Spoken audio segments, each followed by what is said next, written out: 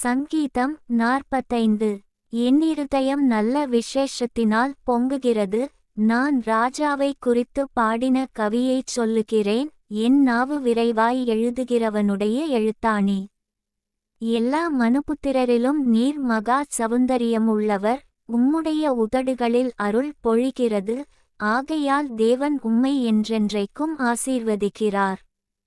சவுரியவானே, உமது மகிமையும் உமது மகத்துவமுமாகிய உம்முடைய பட்டயத்தை நீர் உம்முடைய அறையிலே கட்டிக்கொண்டு சத்தியத்தினிமித்தமும் நீதியுடன் கூடிய சாந்தத்தினிமித்தமும் உமது மகத்துவத்திலே ஜெயமாக ஏறிவாரும். உமது வலதுகரம் பயங்கரமானவைகளை உமக்கு விளங்க பண்ணும்.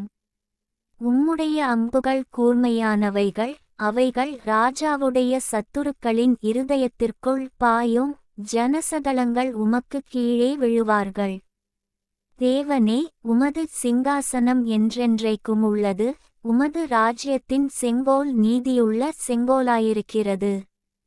நீர் நீதியை விரும்பி அக்கிரமத்தை வெறுக்கிறீர். ஆதலால் தேவனே, உம்முடைய தேவன் உமது தோழரைப் பார்க்கிலும் உம்மை ஆனந்த தைலத்தினால் அபிஷேகம் பண்ணினார். தந்தத்தினால் செய்த அரமனைகளிலிருந்து புறப்படுகையில் நீர் மகிழும்படி உமது வஸ்திரங்களெல்லாம் வெள்ளைப்போளம், சந்தனம், லவங்கம் இவைகளின் வாசனை பொருந்தியதாயிருக்கிறது. உமது நாயகிகளுக்குள்ளே அரசரின் குமாரத்திகளுண்டு. ராஜஸ்திரி ஓப்பீரின் தங்கம் அணிந்தவளாய் உமது வலது பாரிசத்தில் நிற்கிறாள். குமாரத்தியே கேள், நீ உன் செவியைச் சாய்த்து சிந்தித்துக்கொள்.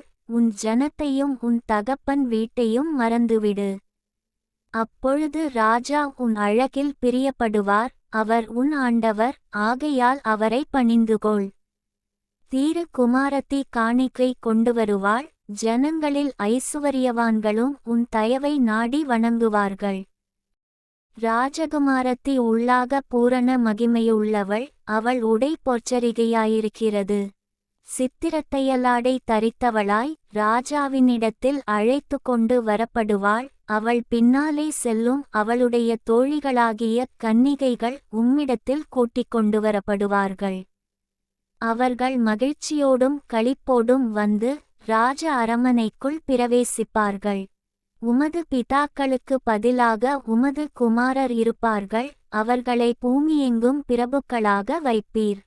உமது நாமத்தை எல்லா தலைமுறைகளிலும் பிரஸ்தாபப்படுத்துவேன். இதினிமித்தம் ஜனங்கள் உம்மை என்றென்றைக்குமுள்ள சதாகாலங்களிலும் துதிப்பார்கள்.